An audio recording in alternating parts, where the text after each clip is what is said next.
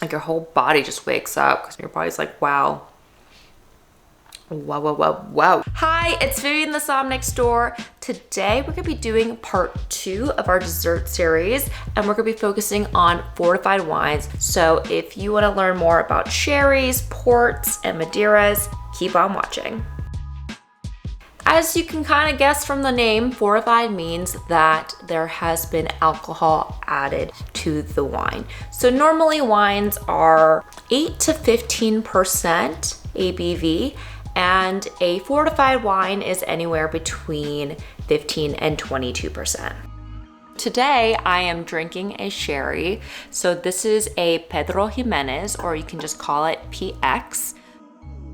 It's one of Spain's most prized wines. It is from the southwest side of Spain. There's like a triangle of towns. The most famous is Jerez.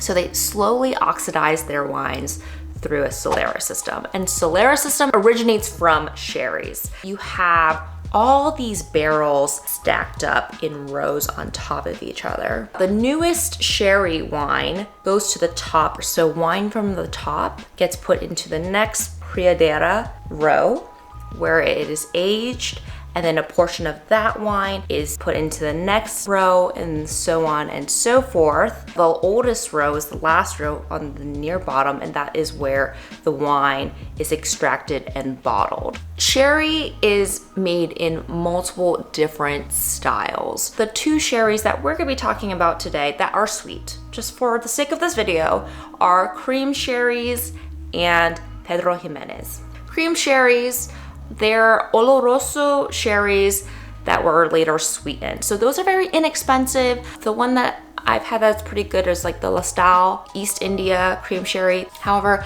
the prized sweet sherry is Pedro Ximenez. So as you can see from the bottle, it has the DOP, Montilla Moriles, and they are known for making Pedro Ximenez. It's made with white grapes despite this color. So the grapes get very, very ripe, and alone they can get up to 15.5% ABV. So sometimes they don't even need to fortify these wines. They will then sun dry the grapes, kind of like Pasito, Recioto, or Vinsanto. They will make a wine from those dried grapes. So this is a very young Pedro Ximenez. The older and older it gets, it actually gets darker and darker, and some can be like tar black. And the consistency becomes more like maple syrup. When I smell it, it's like raisins and figs, brown sugar, almost like a coffee flavor. It's like deep and rich. So this went for $29.99, so not that cheap, but again, you only need a little bit and it goes a long way. So this is what I'm drinking today at Pedro Ximenez, and I highly recommend getting one of those for Valentine's Day, or if you don't want to spend that much, you can also get a cream sherry, which is also very, very tasty. I'm not proud about this one, you guys. I'm not proud about it. But you know, sometimes it's okay to get inexpensive sweet wine.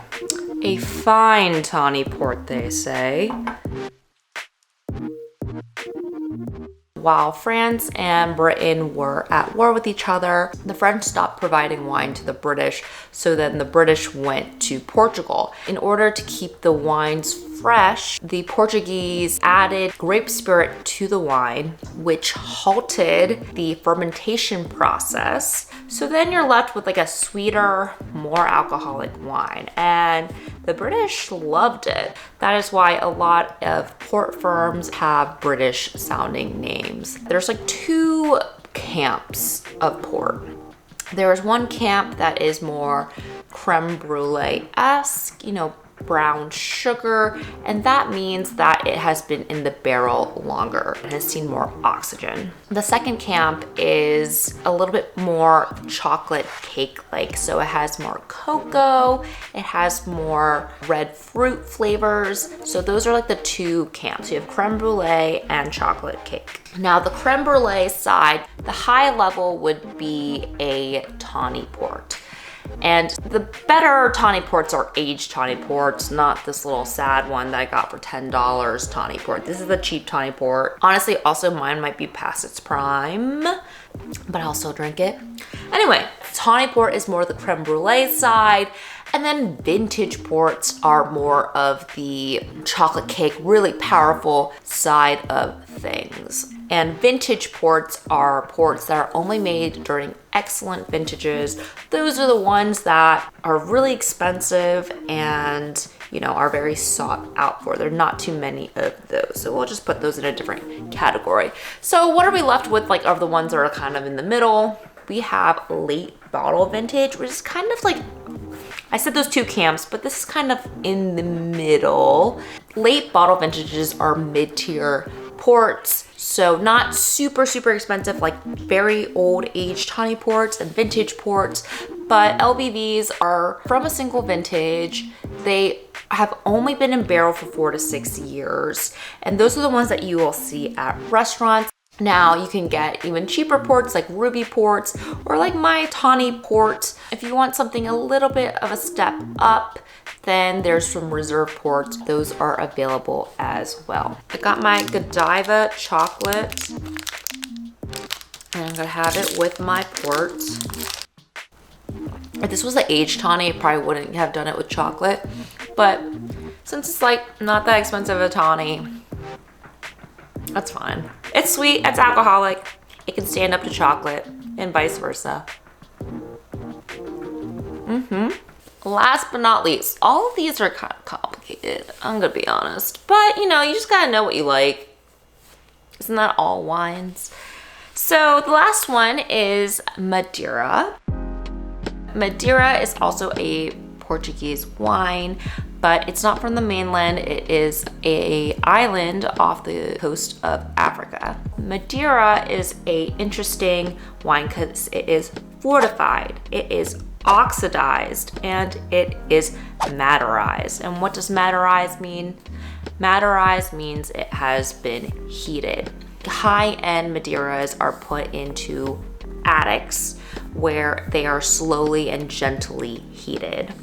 For more commercial Madeiras, they are heated with these coils for 3 to 6 months. After that, they're cooled and then they are put into barrels and aged. So it's a very, very long process. The two types that we're gonna go over today that are the sweetest are Boal, or Boal, someone tell me how it's pronounced, and Malmsey. So Boal is not as sweet, still has that rich caramel flavor, but Malmsey is the one where it is very syrupy, delicious, very luxurious.